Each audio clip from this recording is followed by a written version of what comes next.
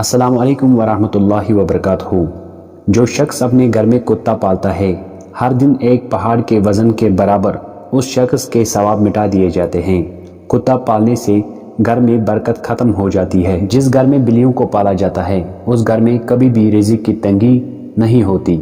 जिस घर में बिल्ली बच्चा दे उस घर में हमेशा घर वाले सुकून में रहते हैं। उस घर में बरकत और खुशहाली आ जाती है। जिस घर में सूअर पाले जाते हैं उस घर में लोग अक्सर बीमार रहते हैं। सूअर का गोश्त खाने से दिल की बीमारियां पैदा होती हैं। जिस घर में बकरियां पाली जाती हैं उस घर में दौलत की कमी नहीं होती।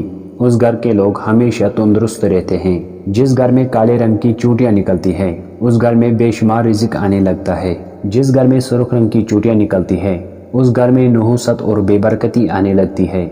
जिस घर में रात की रानी का पेड़ हो उस घर में सांप आने लगते हैं। जिस घर में ऊंट पाले जाते हैं उस घर के लोग बहुत मजबूत और ताकतवर होते हैं। घर में बिच्छू आना किसी बड़ी मुसीबत की निशानी है, इसलिए घर में जब भी बिच्छू नजर आए तो उसे मार डालें।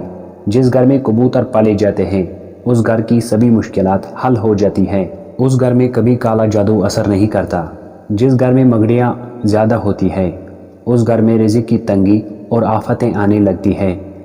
उस घर में अक्सर लड़ाई झगड़े होते रहते हैं। मगड़ियाँ गुर्बत ले आती हैं। जिस घर में टूटी हुई कंघी होती है उस घर में कभी दौलत नहीं आती। वो घर दिन ब दिन गरीब हो जाता है। जिस घर में गुलाब का पौधा होता है उस घर में फरिश्ते आते हैं और अपने साथ रहमतें लेकर आते हैं। इसलिए घर में गुलाब का पौधा ज़रूर रखें। घर में गुलाब का पौधा लगाना बहुत ही मुबारक होता है। वो घर कभी भी परेशानी, बेसुकूनी और नुकसानात का शिकार नहीं हो जाता। जिस घर में परिंदों को खाना दिया जाता हो, जिस घर में किसी मुसाफिर या गरीब को खाना दिया जाए, वो घर हमेशा खुशहाल रहता है और दिन ब दिन उस घर में तरक्की दौलत आने लगती है। क्योंकि नबी पाक सल्लल्लाहु अलैहि वसल्लम ने फरमाया है कि सदका मुसीबतों को टाल देता है, इसलिए हमेशा सदका करें।